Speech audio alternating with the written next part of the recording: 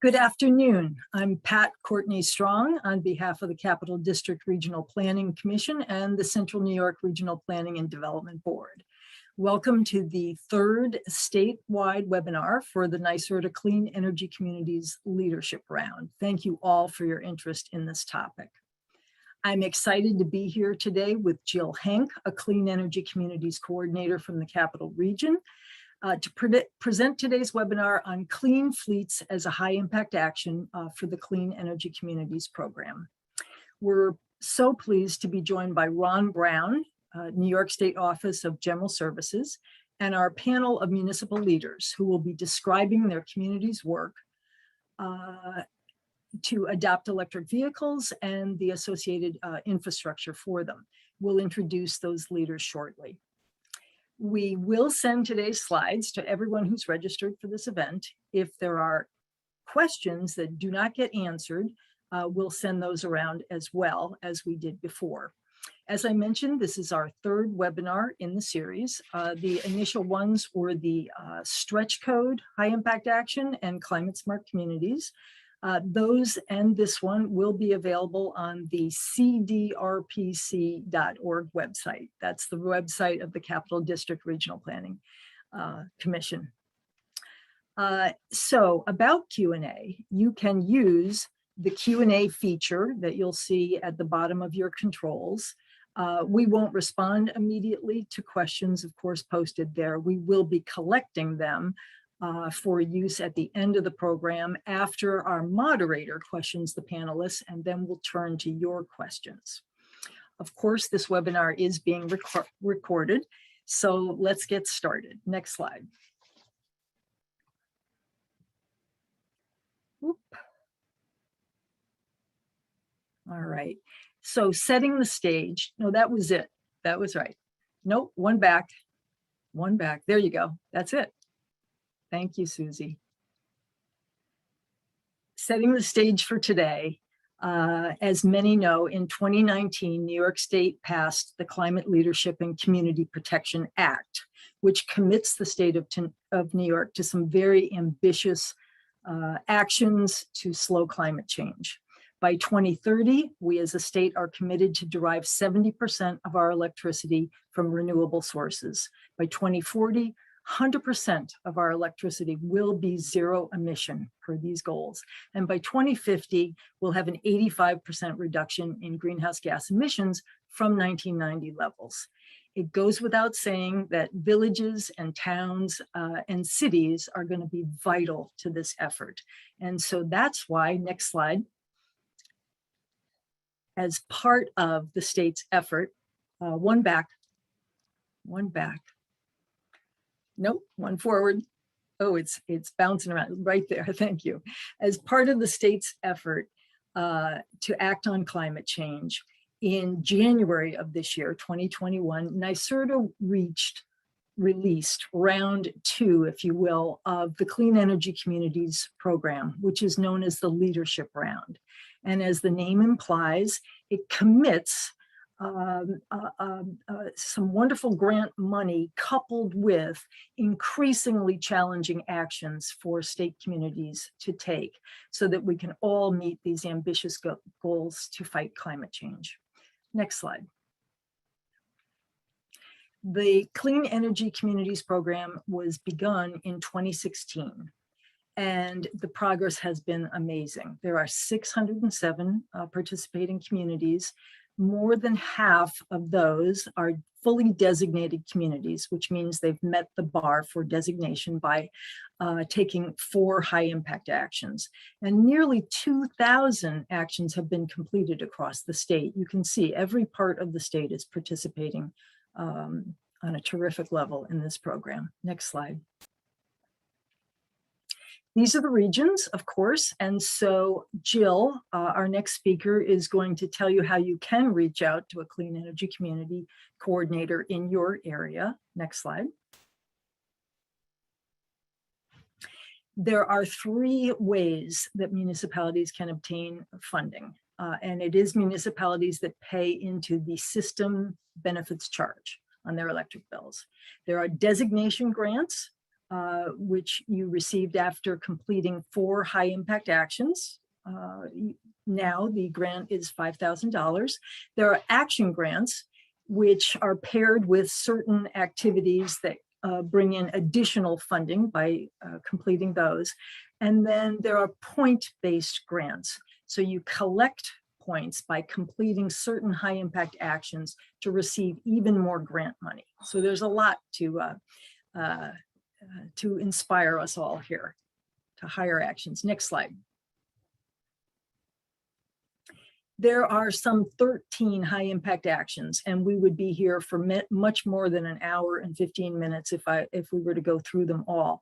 But here's the list. Next slide. There are 13 in all, as I said. Today, we're going to look at the Clean Fleets action, which is worth up to 1,000 points. And it is about deploying light to heavy duty electric vehicles or installing electric vehicle charging stations. Next slide.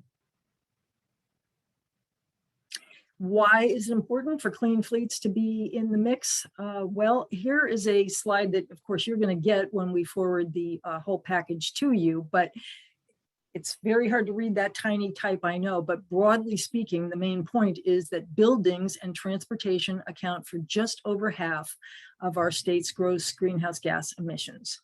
You know, we've been working on buildings with energy efficiency for years and renewable energy where possible on buildings, but the transportation sector is huge and important, and through clean fleets, we are tackling it. Next slide. Okay, I'm going to turn it over to Jill Henck at this point. I did say that Jill was a coordinator in the Capital Region. Hi, Jill. She joined Capital District Regional Planning Commission in 2017 as a sustainability planner, and she works with communities around the region to implement the goals and objectives of the program. Before joining CDRPC, she worked as a planning tech for a county in Colorado. Well, we're glad we got you from Colorado. Welcome, Jill. Thank you, and thank you for that introduction, Pat. If you want to go to the next slide. Thank you, Susie. So today I'm going to talk about some of the state and federal incentives available specifically for municipalities, but we'll also talk about some commercial entity opportunities as well as resident opportunities to purchase electric vehicles and utilize these incentives. So first, I just wanted to dive a little bit into the details of the Clean Fleets High Impact Action. The Clean Energy Communities Leadership Round is trying to incentivize municipalities to convert their fleets to electric vehicles. That paired with beneficial electrification will reduce greenhouse gas emissions and costs, and the cost of an electric vehicle is about 50 to 70% less than an internal combustion engine vehicle. So this high impact action is now divided up into 3 separate parts. So in order to get points for this high impact action, you can either install a charging station, and that is either a level 2 dual port charging station or a DC fast charger charging station. Also, just a clarification, I know we live in a world with a lot of acronyms. EVSE is electric vehicle supply equipment, just for future reference. So EVSE is equivalent for 200 points. The second part of the Clean Fleets High Impact Action is if a municipality adopts a light or medium duty electric vehicle into their fleet, that is worth 300 points. And that can be a plug-in hybrid or a battery electric vehicle. And then finally, you can get 400 points for purchasing a heavy duty electric vehicle. That's class 7 or 8 plug-in hybrid or battery electric vehicle. Communities can do one of these, or they can do 3 of these and accumulate all of the points, totaling, I believe, 900 points you could get for this high impact action. And just a side note, municipalities that did this high impact action in the first iteration of the program are eligible for 100 points retroactively. And in order to achieve these additional points, you would have to either install another charging station or purchase another vehicle. And that look back date is January 26, 2021. Can you go to the next slide, please?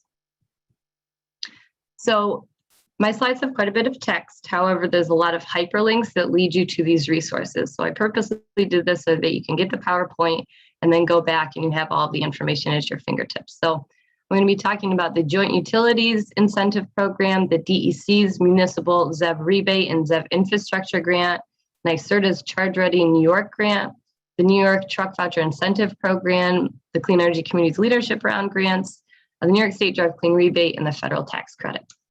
Next slide, please. So starting with the joint utilities. These incentives are available across the state via a public service order.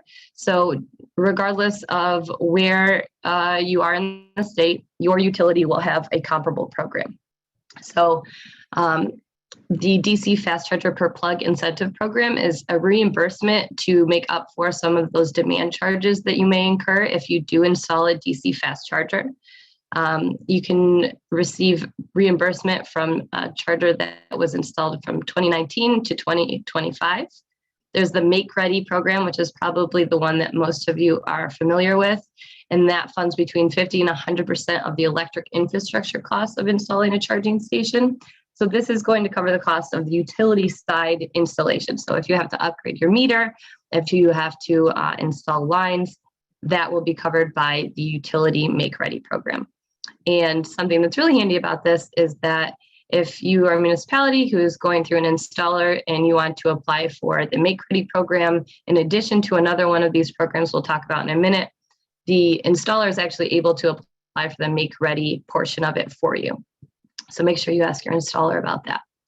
And also, a lot of these programs now have a sliding scale for how much they will cover, between 50 and 100%. Some of them offer more cost if the project is in a disadvantaged community. So I have a link further on about how to identify whether or not your project location is in a disadvantaged community.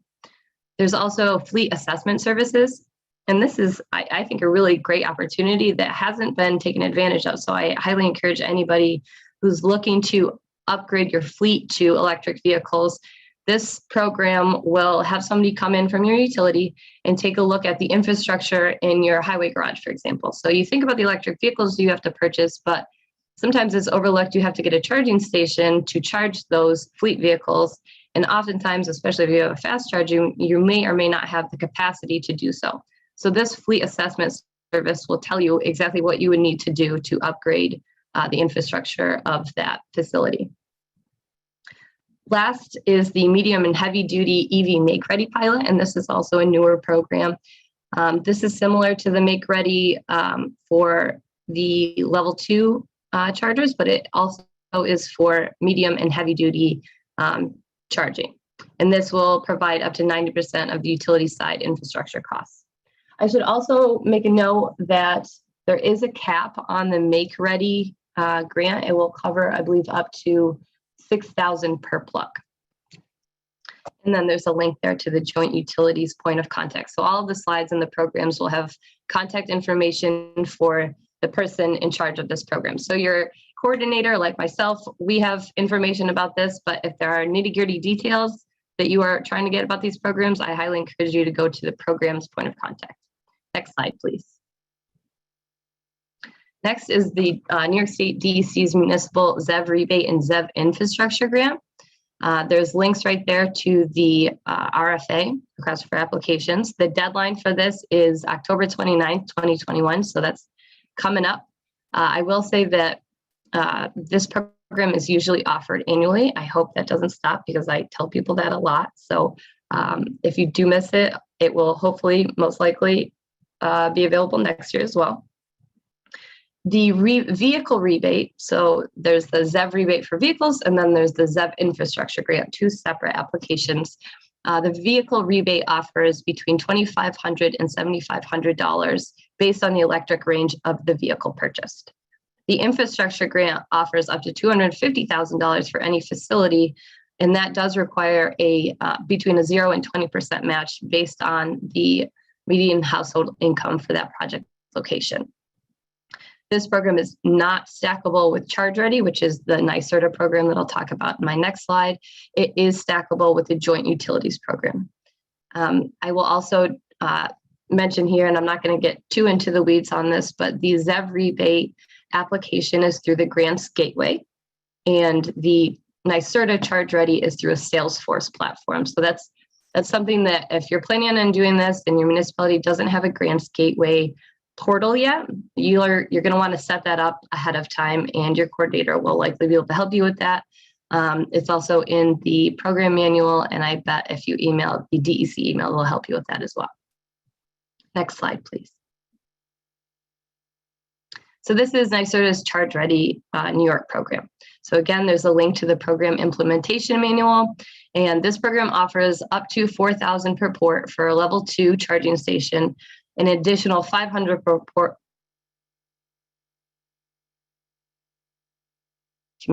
And this program, there are some restrictions based on, and this applies to most of the programs as well. There are some restrictions on, for example, if you install in a private location, you're not going to get as much covered. If you have it at a public location, there's a minimum requirement for how many parking spots are available. I would definitely take a look at that manual and look at the details of the program to make sure that your proposed location is suitable for this program. So this is not stackable with other New York State programs. You can't stack this with the DEC ZEV rebate or the Clean Energy Communities grants. However, you can stack it with the Joint Utilities Make Ready. And I would say right now, this is probably the most popular combination of funding sources that we're seeing is the Make Ready money for the actual equipment, and then the Joint Utility Make Ready for the infrastructure. And there's the contact information there at the bottom. Next slide, please. So the New York Truck Voucher Incentive Program is for medium to heavy duty vehicles. And this is a program that not only promotes electric vehicles, but it promotes other alternative fuel technology. You'll see the technologies listed below. I would take a look at the implementation manual. A lot of these vehicles can be a little pricey, and I think most of that is probably because the technology for vehicles that are medium to heavy duty vehicles that are manufactured right off the line that are EV are hard to come by. So a lot of these are retrofit to be electric or alternative fuel vehicles, so they are pretty expensive.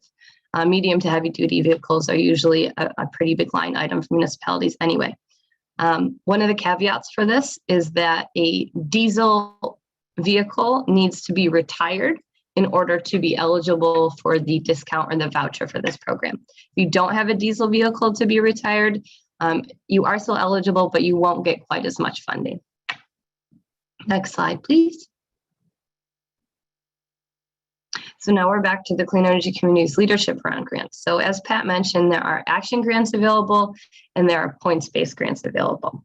So once you accumulate enough points and you're eligible for a grant, or once you complete a campaign, for example, and you get a $5,000 grant, you need to use that money for an energy efficiency, renewable energy related project. And a perfect way to spend that money is on an electric vehicle. So the Clean Energy Communities program can be a funding source for an electric vehicle or an electric vehicle charging station. I also wanted to plug the coordinators across the state for the abundant resources that we offer, not only helping apply for these incentive programs, but we also have resources like template RFPs if you're looking to do fleet acquisition for multiple vehicles. We also have siting resources, and I would also recommend checking out the Charge Ready New York website. I believe they have a manual about how to decide where in your municipality you should choose to install a charging station. And we also have just had experience with other municipalities. We kind of know what works for them, and we'll do our best to pass along that knowledge to you. Oh, and another organization I wanted to plug is that CDRPC, for example. We work very closely with our sister organization, CDTC. And if you have an MPO, this is to our coordinators as well as the municipal representatives on this call. CDTC is a Capital District Transportation Committee, and their expertise is in transportation in the region, and they also implement a program that is kind of adjacent to the Clean Energy Communities program. So we work with them to find out other opportunities for promoting EVs. For example, The end of the month, and I'll get to this in my next slide probably, the end of the month is Drive Electric Week. And we are coordinating with that organization to potentially coordinate or host a ride and drive event. They also typically, ours offers fleet assessment services. So I would reach out to them or ask your coordinator if that's an opportunity in your region.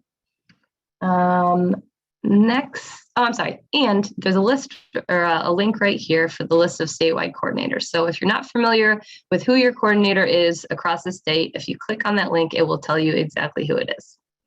And one last thing on this slide, there is another new high impact action within the program that is kind of related to the Clean Fleet section, and that is our community campaign. So community campaigns are a campaign run by a group of municipal representatives or volunteers to promote certain technologies. And one of those technologies is electric vehicles. So if you want to promote electric vehicles to your residents or to commercial entities in your municipality, ask your coordinator how you can start a campaign. And basically, if you get a minimum of 10 people to purchase an electric vehicle, you can be eligible for one of those action grants for $5,000, or if you're in a larger community, a larger amount of money. So next slide, please.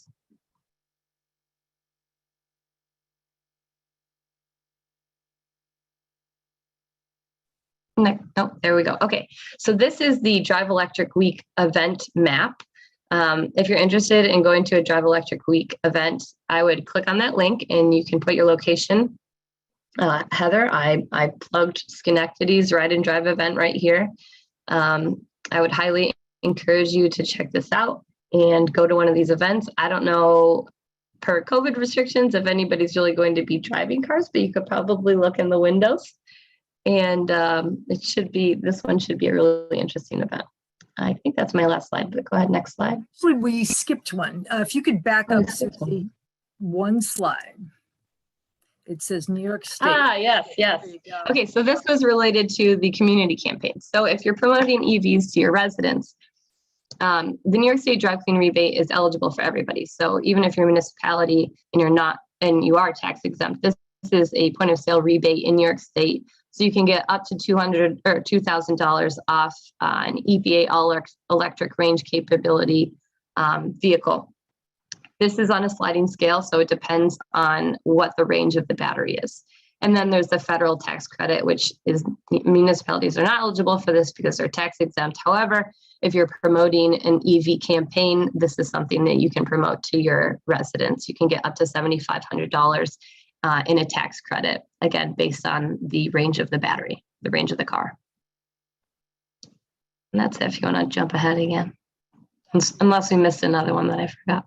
No, you did it. Okay. Thank you so much, Jill. Thank you. Yeah, thank you. Terrific information there. And just having the links alone will save people a lot of time and trouble. So our next speaker is Ronald Brown. He has worked on the fleet team at New York State Office of General Services Procurement Services for 7 years. Ron is the former manager of the Vehicle Marketplace Contract Award and the current manager of awards such as electric vehicle supply equipment, auto parts, transit buses, and heavy equipment rental. Welcome, Ron. Hello, everyone. Good to talk to you. We can probably say next slide. Oh, next slide. I think I only have one slide. One more. So, one forward, one backwards, rather. One backwards. There it is. there you go. So what you see is the my contact information, and then the contact information, quote unquote, for the two awards I'll be discussing. First, the New York State Vehicle Marketplace for acquiring electric vehicles, and then the EVSE award for acquiring the equipment to charge them. Let's talk about the electric vehicles first. What we have in terms of vehicles as a whole at OGS for state agencies and municipalities to use is what we call the Vehicle Marketplace Award. It's been in place in its current format since December of 2019. And so if anyone in your town, or if your town has purchased any vehicles since then, that means you already have someone in your town who has experience with it and who has a login. And so you would just need to contact that person and get them to help you buy an electric vehicle, because it really is the exact same process as for purchasing a conventional internal combustion vehicle. The vehicle marketplace is a collection of contracts. We have over 80 contractors on contract, and the contractors are basically vehicle dealers, car dealerships. This award, it's called a backdrop award, which is also called a mini bid award. And what that means is that there is no set price list for vehicles under contract. Instead, through the vehicle marketplace website, you as the authorized user would log in and upload the specifications for the vehicle that you're looking for. And you can request either a specific make and model, or you can request any make and model that meets your needs. So for example, you could say, I want a Chevy Bolt LS, or you could say, I want any compact electric car, must have 4 doors and must have a range of at least 210 miles, whatever your specs are, you can set them.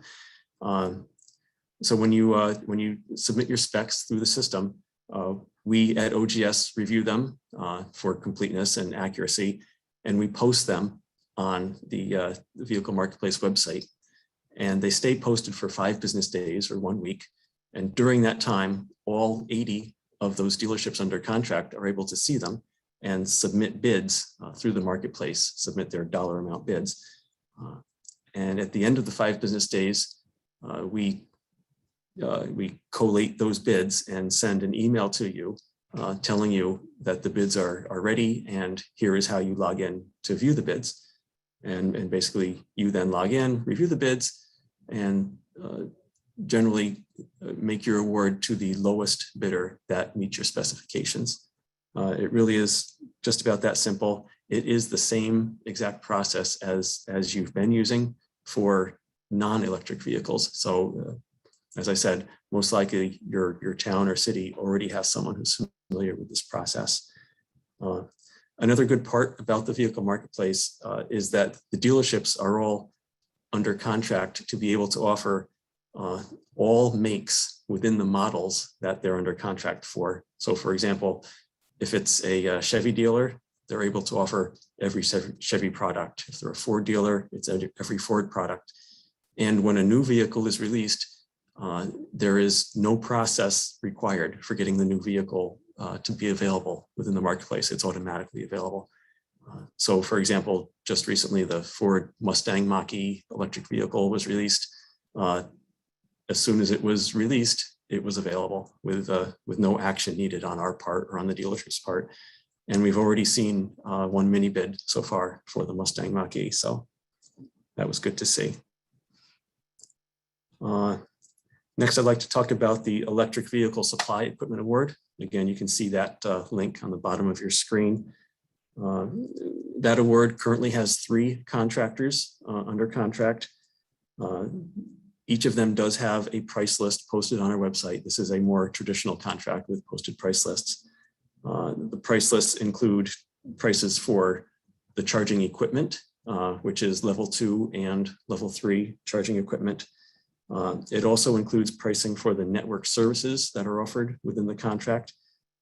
If you aren't familiar with the network services, most of the chargers out there that municipalities are looking for are what we call smart chargers, which include network services. And that includes things like access control, so that the user has to either swipe a card in order to be able to start the charger, or type in a PIN into a keypad.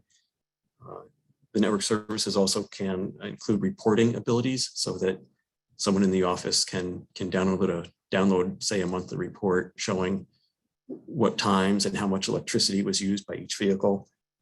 And the network services can also include billing for charging equipment that is located in a public place, so that when an average citizen charges their car, billing will be made to that person.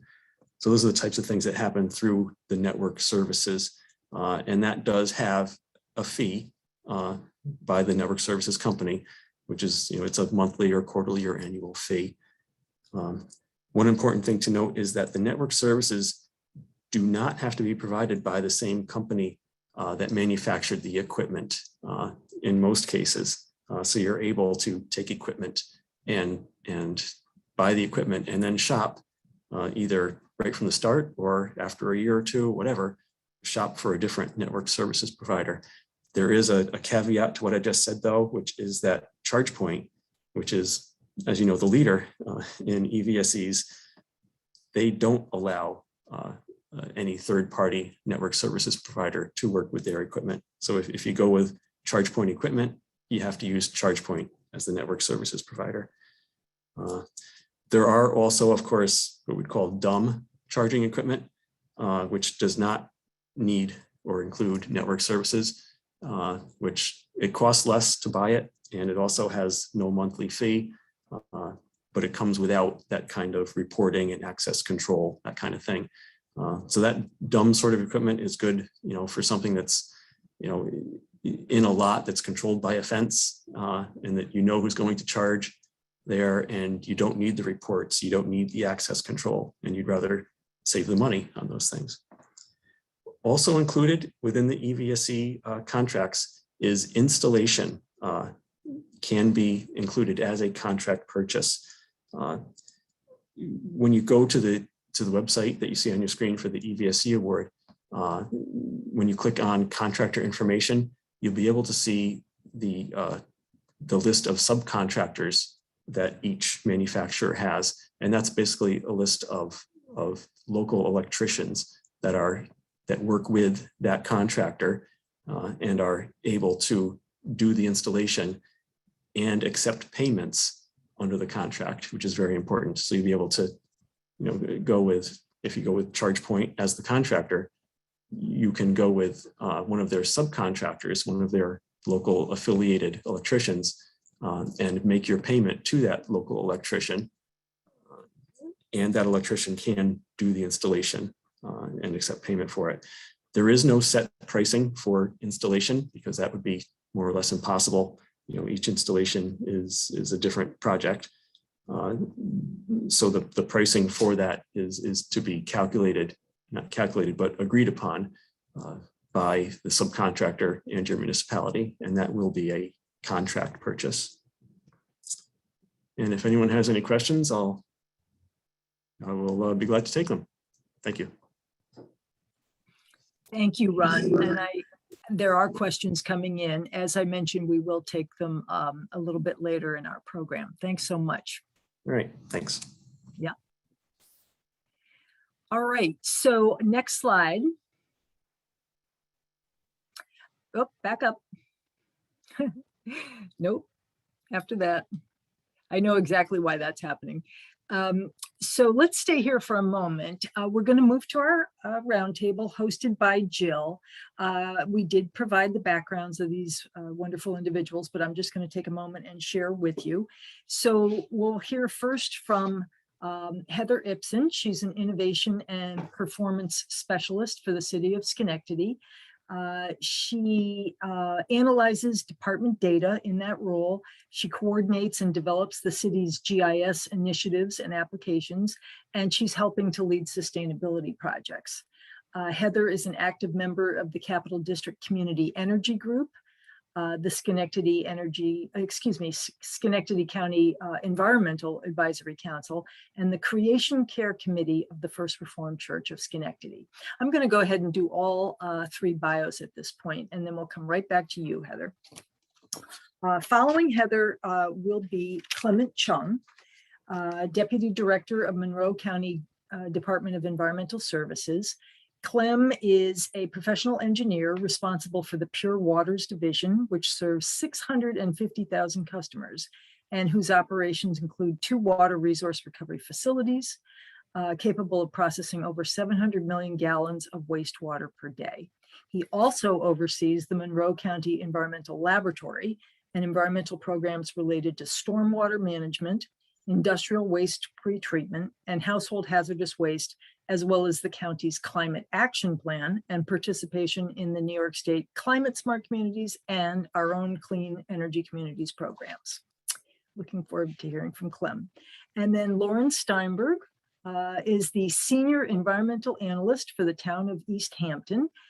Lauren is, she began working for the town in 2018. She oversees its renewable energy and energy sustainability projects. Lauren works closely with the town's Energy Sustainability Committee to promote community-wide efforts to eliminate fossil fuels, reduce greenhouse gas emissions, and advance renewable energy in the town of Easthampton. So welcome to you all. And then if we could have the next slide for Heather.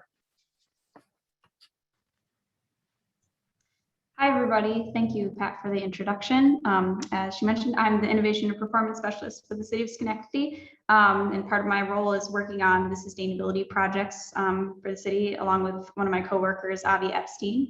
And so as far as what we've done relevant to clean fleets, we now have 28 city-owned ports. And on average, we use about 2,700 kilowatt hours.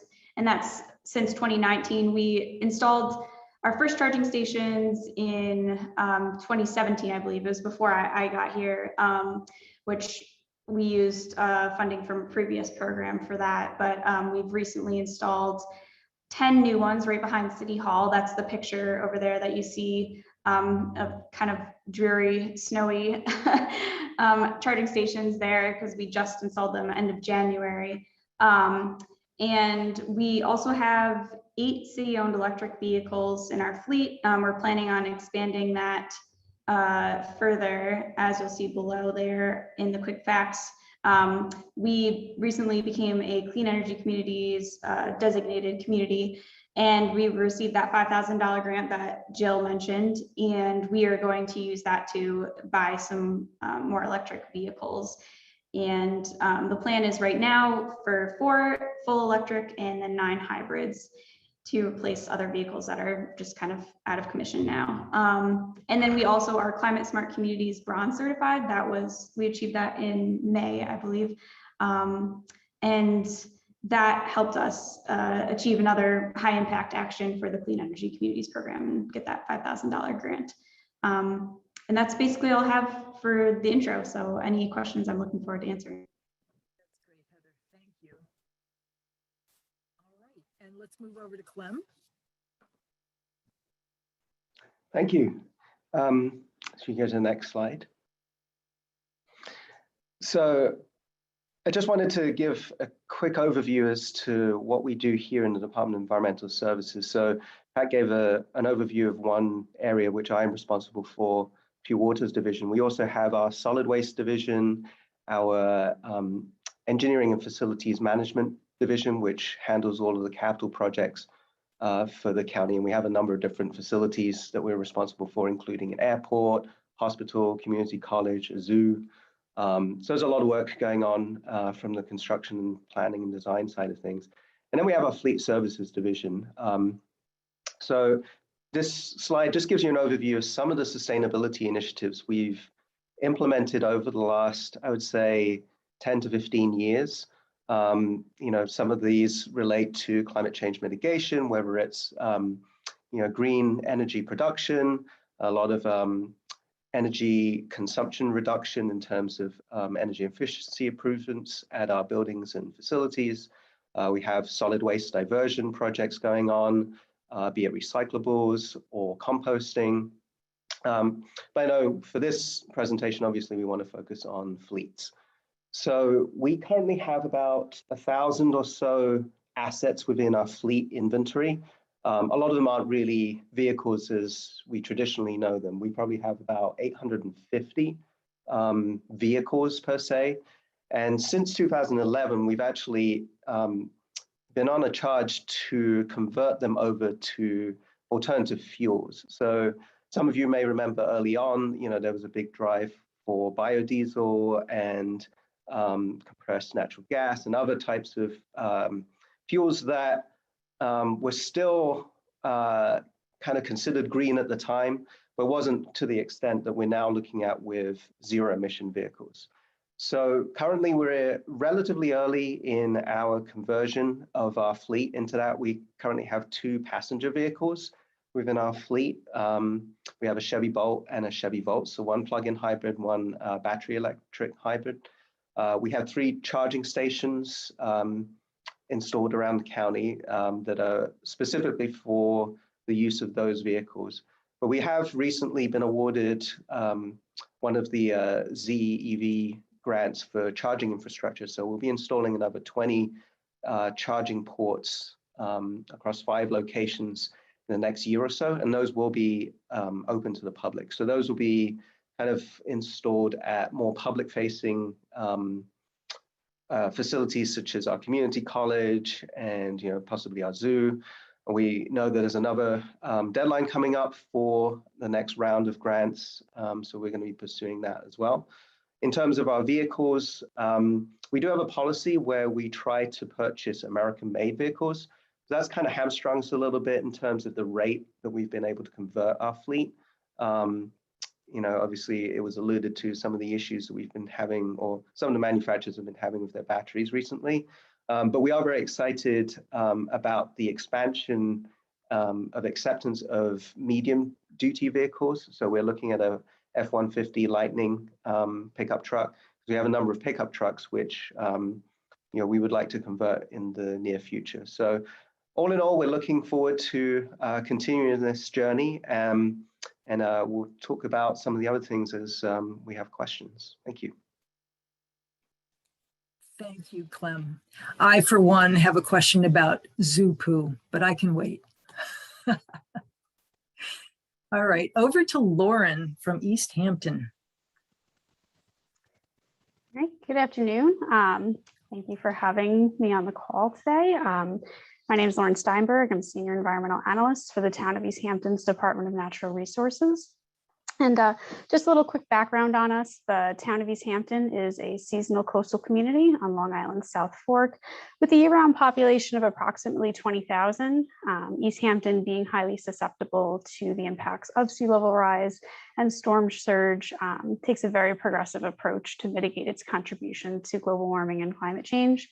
In addition to being a designated clean energy community and a bronze certified climate smart community, Easthampton has adopted a goal to meet the equivalent of 100% annual community-wide energy consumption, such as electricity, heating, and transportation, with renewable sources by 2030.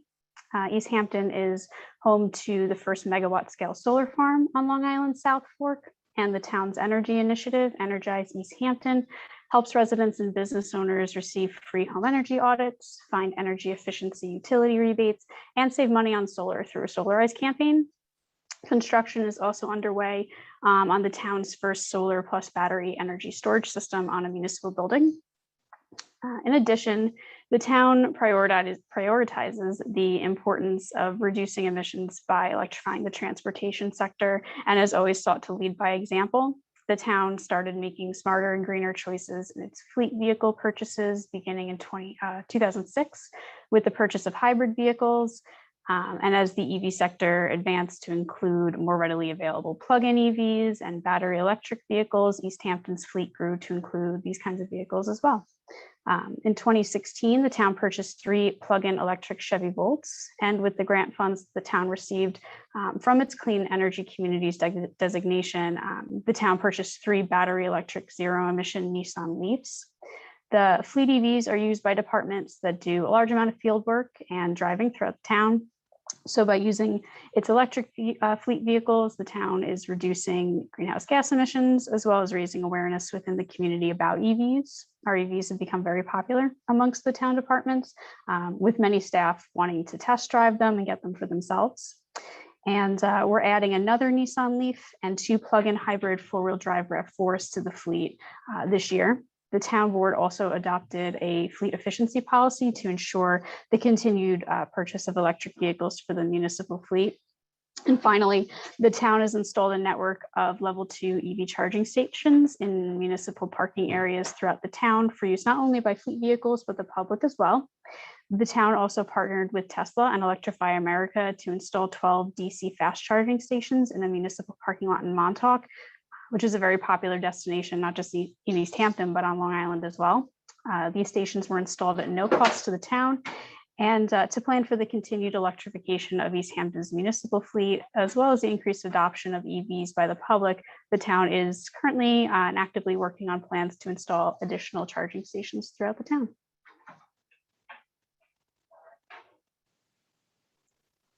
I can take it from here. Thank you everyone for your presentations. I too had a question about the zoo poo, but I don't think that's relevant for this presentation.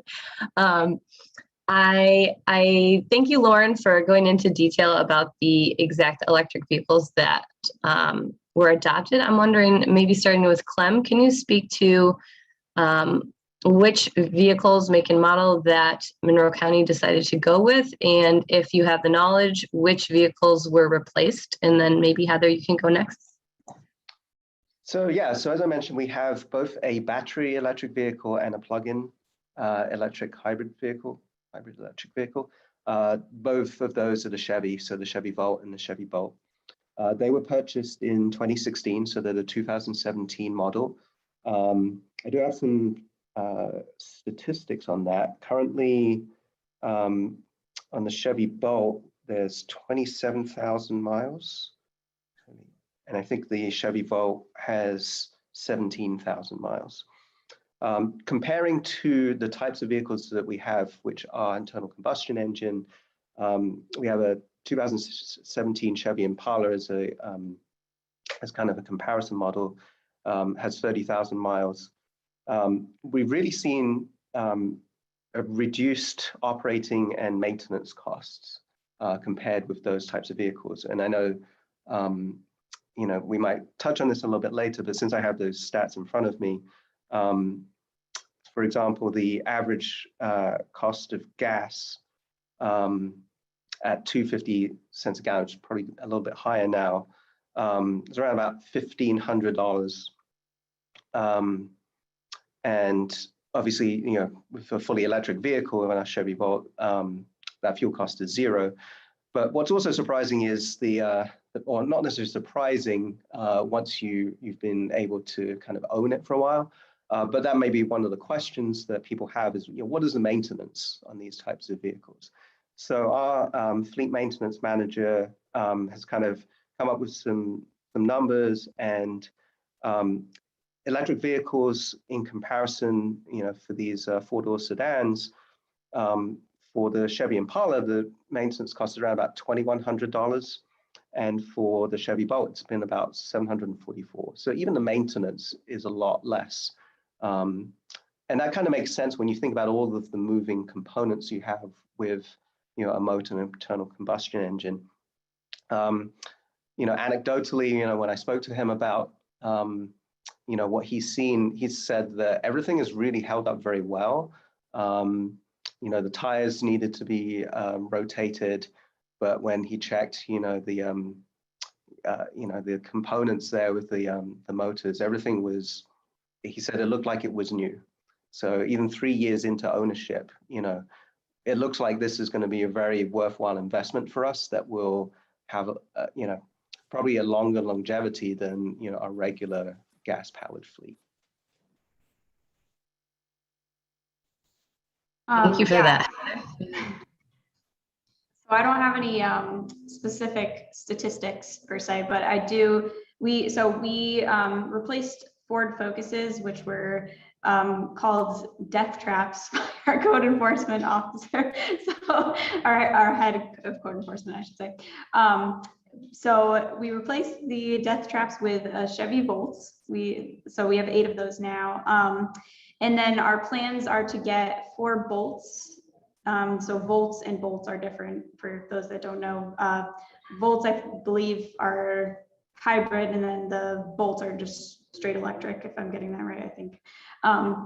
And so our police department should have 4 full electric vehicles, and then we're getting 2 Ford Escape hybrids and 9 other hybrid utility vehicles. I don't have the specifics on those yet. I don't think we've ordered them, so those are plans right now.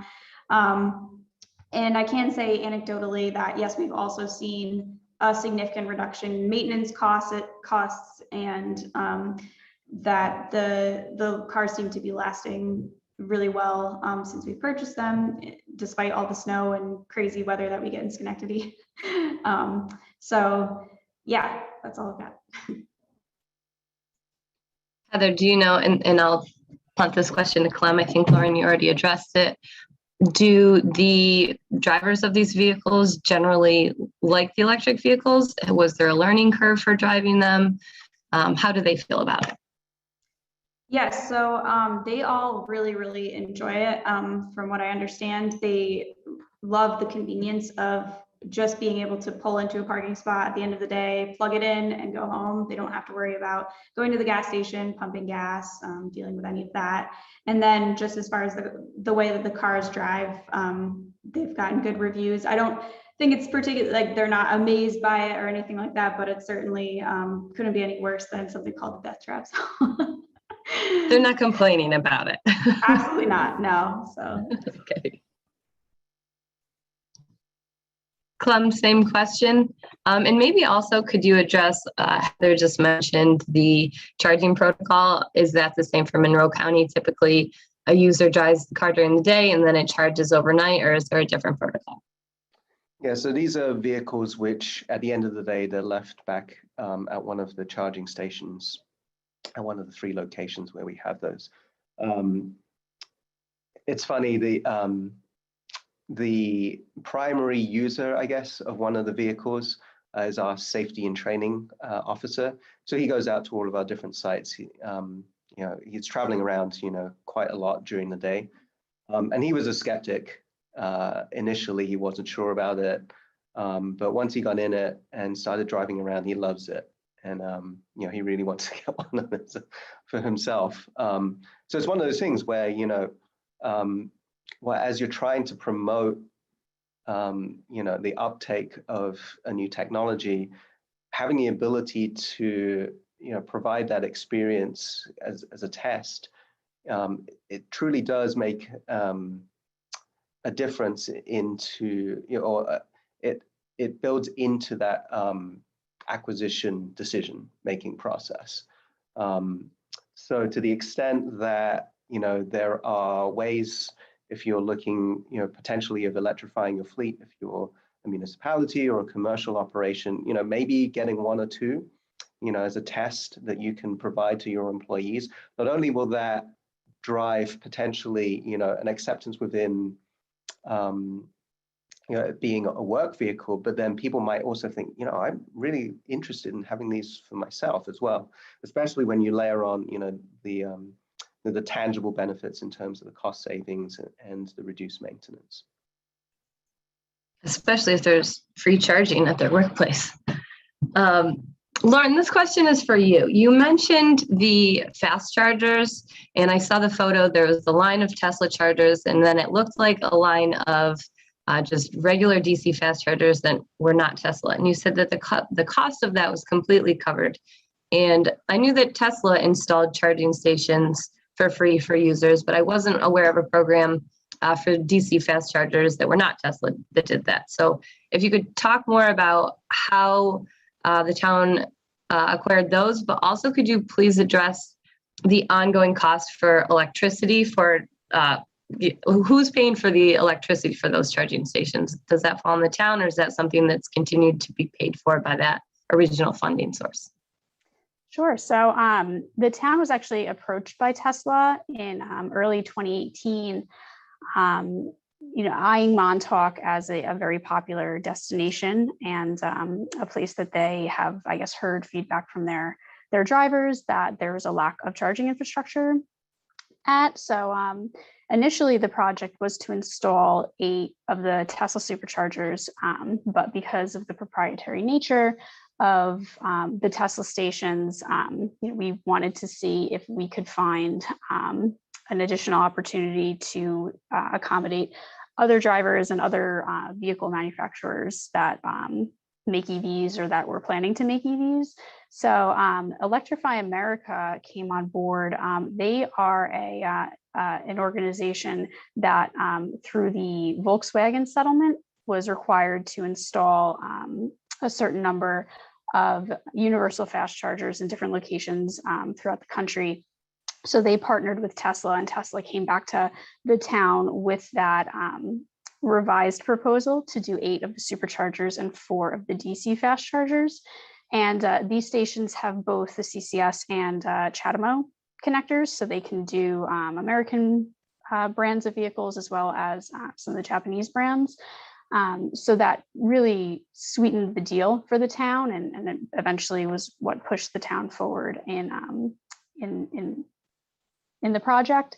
In addition to the proposal, including that Tesla and Electrify America would install these stations for no charge to the town, as well as the cost of electricity required for the stations.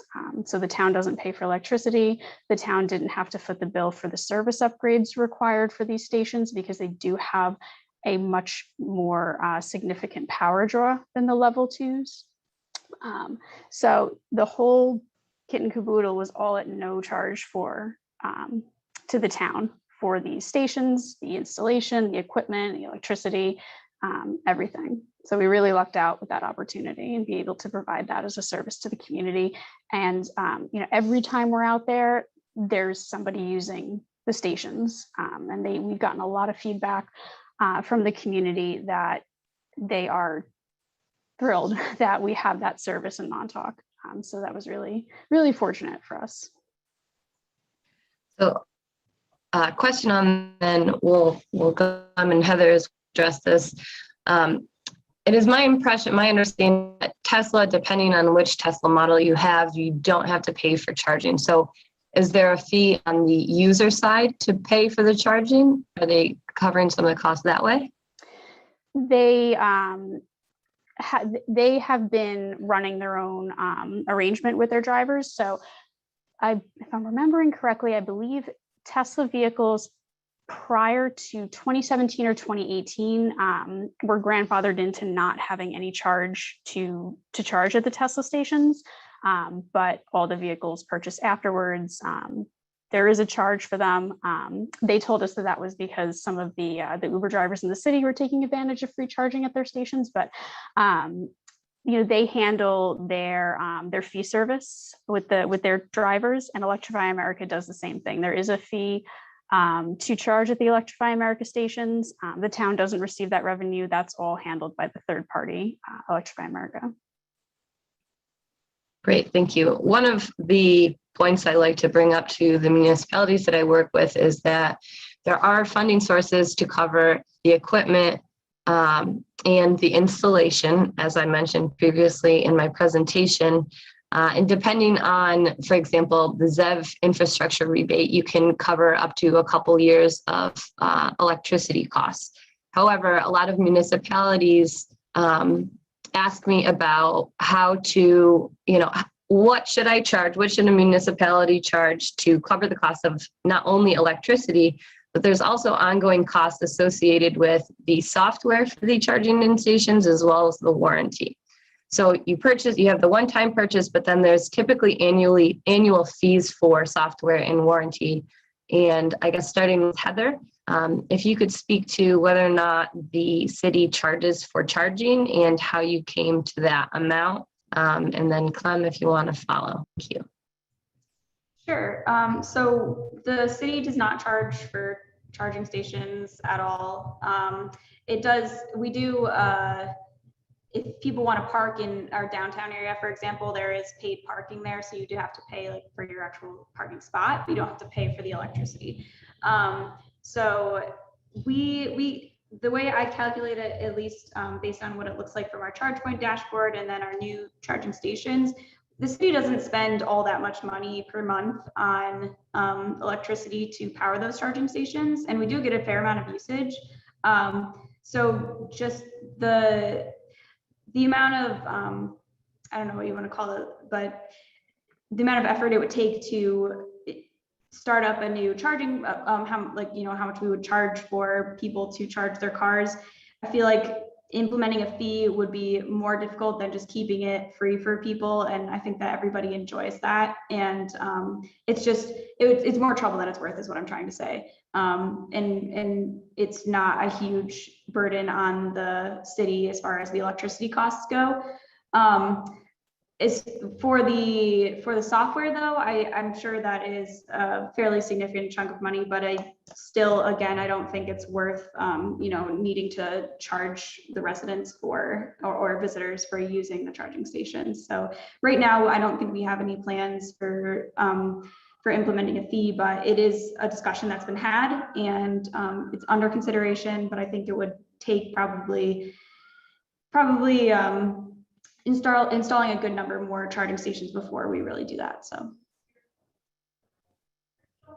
yeah, I think this is it raises some really interesting philosophical questions for us, because right now, our charging stations are really limited to our own fleet, and we also have fueling stations for that fleet. So when you compare the cost of software and the cost of electricity, you really have to compare it to what you're replacing. So we've always had that that cost on us. So it's really kind of switching out which is more efficient. As we start to make more charging stations available for the general public, that's something that we haven't done before, because we don't run gas stations for the general public.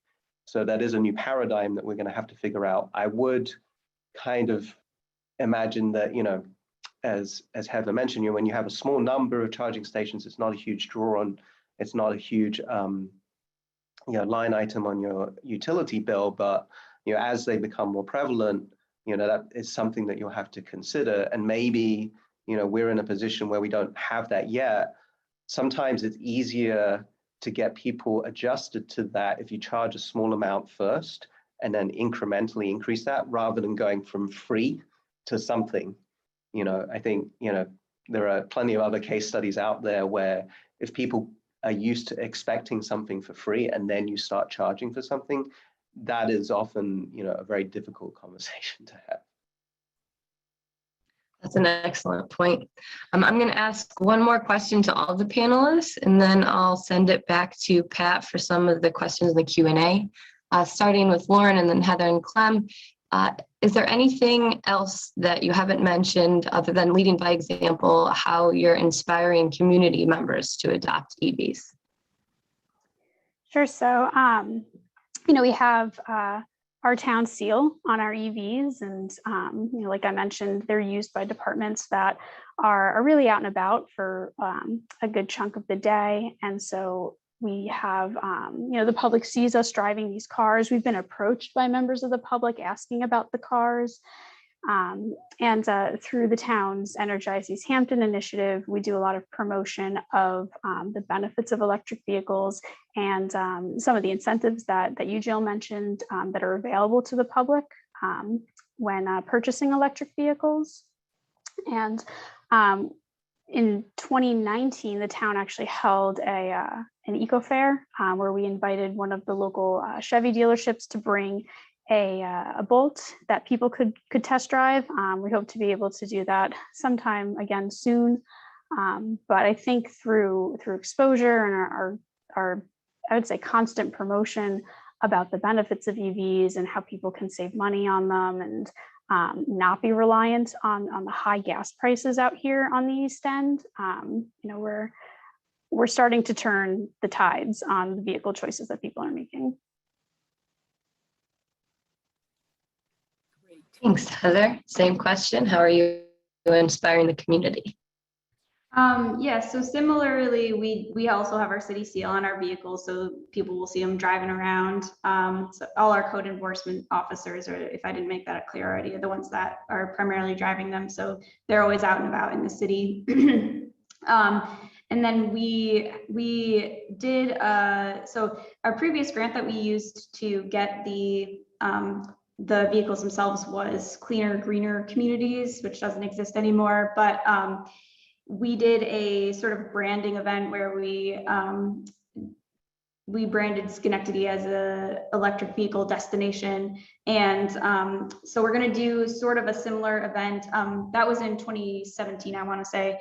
And so we're going to do a sort of similar event that Jill has already pointed out is happening on the 26th of this month. So if you haven't already signed up for it, definitely do. I have a link, but I don't know if there's no like chat here, so I might be able to put it somewhere. I'll just give it to Jill or Pat and they can send it out. But basically just by hosting these community events and promoting electric vehicles through them, I think it's been the best way that we've been able to get people more interested in driving electric vehicles, and also just doing things like this, talking about it and about our positive experience with driving electric vehicles. It's really important. Awesome. Thanks, Clem. Go ahead. Yep. So, I've mentioned some of the ways that the county government has been, trying to lead in terms of our sustainability initiatives over the year. We also have a very progressive community, and actually we're participating in a campaign to get business owners, commercial entities, nonprofits, and essentially anyone who owns buildings and fleets to start looking at electrification. That was actually driven by a local organization here that's now called the Climate Solutions Accelerator. They partnered with a local nonprofit ad agency over the last couple of years and started to implement this. We got invited to participate last year, and we are now kind of in the throes of developing our launch for our media campaign, which actually will start in a couple of weeks as our launch event.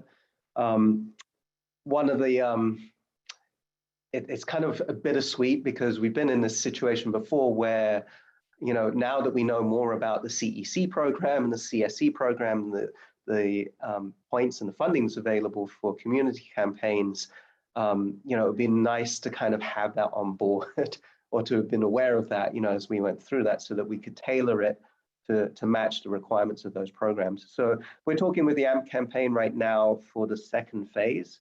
And we're also working together with our local CEC coordinator here at the Finger Lakes Regional Planning Council as to how do we couch that next phase in a way that we can, take credit for the work that we've been doing there. But we're really excited for the launch. A lot of the discussion we've been having today, a lot of the questions that have been coming in, I've been monitoring the Q&A. They're the same questions that we've been trying to answer with our own local campaign. So I guess if I have a message for those who are listening, don't feel like you are alone. You're asking the same kind of questions that a lot of other people are asking. And, we hopefully, as we go through this experience together, we'll be able to provide some answers and some examples. Thank you. A great point. Thanks. Thank you all for joining us today, and I'll send it back to Pat. Great. Thanks, Jill. So we do have some great questions here. We have a couple of statements and then a couple of questions. As I said, if we don't get to them all, we'll find a way of having the panel answer them and then getting them to you. So we have a couple of statements. As I said, Steve says, the NYSERDA Drive Clean rebate was severely reduced in June, and it's now limited by the cost of the vehicle. The federal rebate has expired for Tesla and GM vehicles. And then I think he also pointed out almost all Teslas sold today do not include free charging. Some older Teslas were sold with this perk, but Tesla now charges around 26 through 32 cents per kilowatt hour for charging. I just Yes. want to quickly interject. Thank you, Steve. The hardest part about my job is that everything changes very, very quickly. I did Google after I saw that message, the Drive Clean rebate, and I did mention that the rebate is dependent on the range of the vehicle. So greater than 200 miles is up to $2,000. There is a caveat for electric vehicles that are greater than 42,000, it's only 500. So yes, but with some caveats. And I wasn't aware of the Tesla and GM that they were not eligible for federal rebates. So I'll have to look into that. Thank you for pointing that out.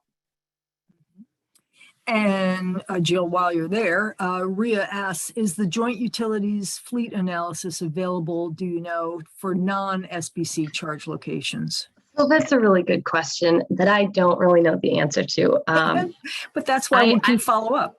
We can absolutely follow up. Yeah. I know PSEG has their own rules for things. The fleet analysis for the other joint utilities can be applied to school districts. And again, this is something like, for example, in the capital region, if you're looking to do a fleet analysis for a school, that's something CDTC I would ask them about, but I'm not sure. Let me get back to you. And of course, Nate is wondering if anyone has knowledge of police vehicles, especially the Ford Interceptor, available as an electric vehicle. Maybe Ron knows the answer to that question. Yeah. So no, at least not at this time. There are no vehicles available at this time that are pursuit rated with that, either Ford Police Interceptor Utility or other types of police vehicles with the PPV, Police Pursuit Vehicle addition to their name. There are none yet that have gone for that market, but I'd like to see it in the future. I'm sure they're working on it. Jacob is asking if there's past mini bid proposals out there so that he and others could get an idea of the prices without putting out a bid. Yes. So you probably want to have the person at your municipality who has used the vehicle marketplace in the past log in to the system, and they can click on solicitations and they can type in the search field for various search terms like EV, or probably better would be to plug in the names of certain types of vehicles like Bolt or Leaf, and see what comes up. Mm-hmm. Are any other Chevys available other than the Volt? Charlotte is wondering.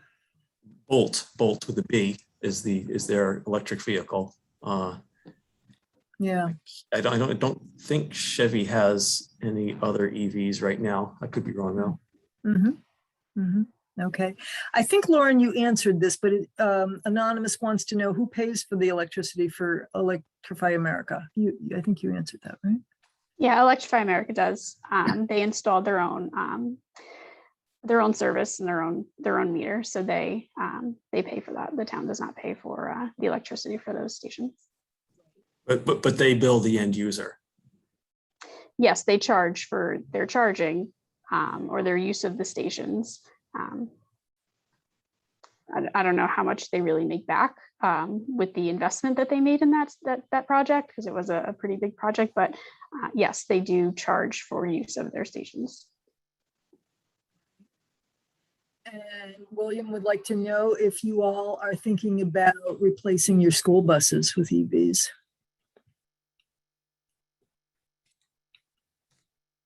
I can say for Schenectady, it's definitely been a discussion. It's not, there's no plans in place yet, but it's come up several times at different meetings. And it's something we're definitely interested in pursuing, but have not found all the resources that would be required to kind of complete that sort of project yet, but it's in the works. Yeah. Let me add that OGS does have an award for school buses in general. And some of the buses are available in EV format. So anyone who's looking to buy an electric school bus or electric transit bus can go to the OGS webpage for school buses or the page for transit buses and see what we have available. Yeah, we haven't had any conversations yet with our school districts about their plans for conversion, but we, as part of the AMP campaign, our local transit authority is participating in that, and they've converted 10 of their buses to fully electric right now. And obviously they're looking for more as well. Okay. Has anybody got a green fleet policy written that specifies that new vehicles must be EV? Yeah, at the end of 2020, our town board passed a policy like that. So the policy states that when a town department needs to purchase a new fleet vehicle, that they must purchase a battery electric vehicle. And then there's some step down compliance options. So for example, if a vehicle that a department needs doesn't come as a battery electric vehicle option, then they have to get a plug-in EV. And if there's no vehicle that exists on the market that's a plug-in, then they do a mild or conventional hybrid. And we added those conditions in there just because of the amount of beach driving that we do here in Easthampton and the need for four-wheel drive vehicles.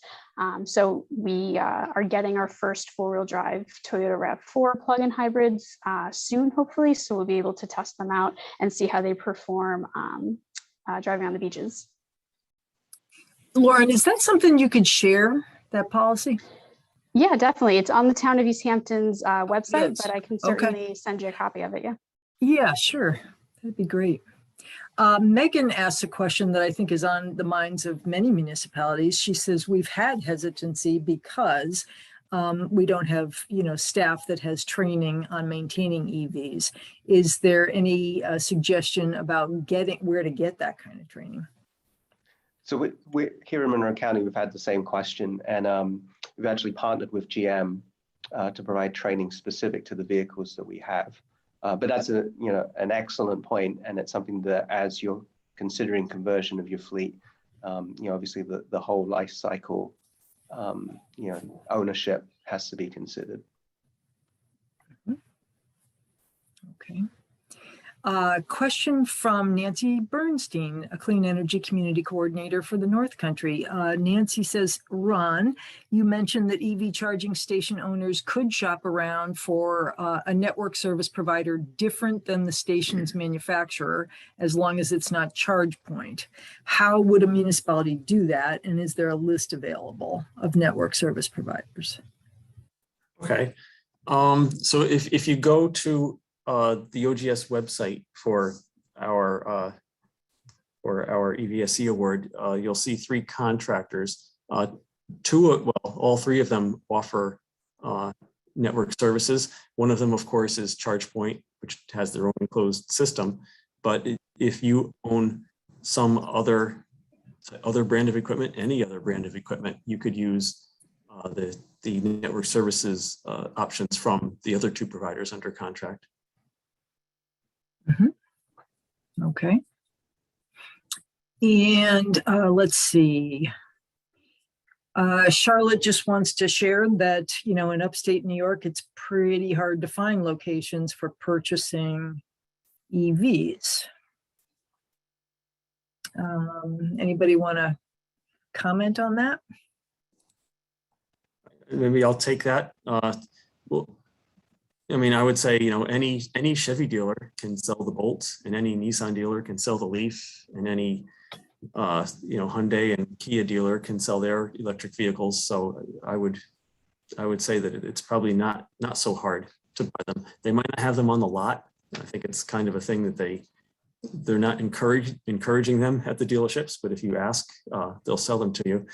But at least as far as the vehicle marketplace, I want to stress that the authorized user, meaning the municipalities, don't go directly to their local dealership. Instead, you submit your specs to the vehicle marketplace website, and then look at which is the lowest bidder that meets your specs.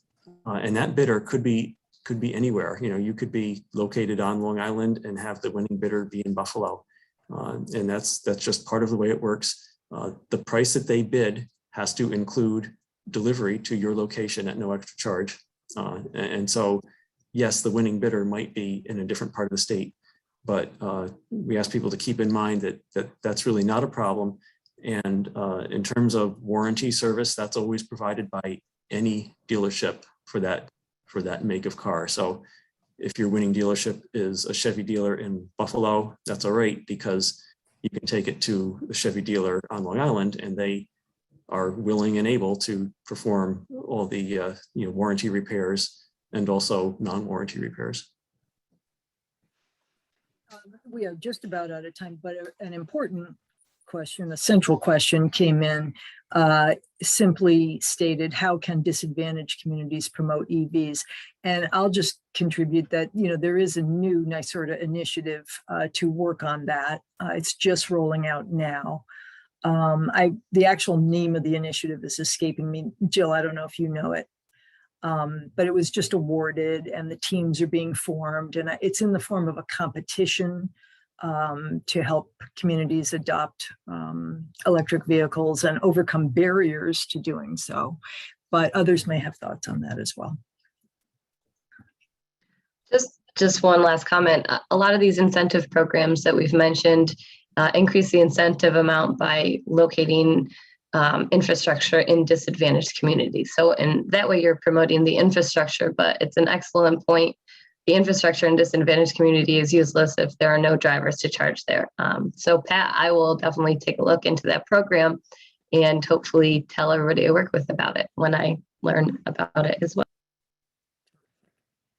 All right, we are a little over, so thank you all very much. We had a great turnout today, and thank you to our wonderful speakers. We'll be sending around the slides and any remaining questions that didn't get responded to. Thank you all so much.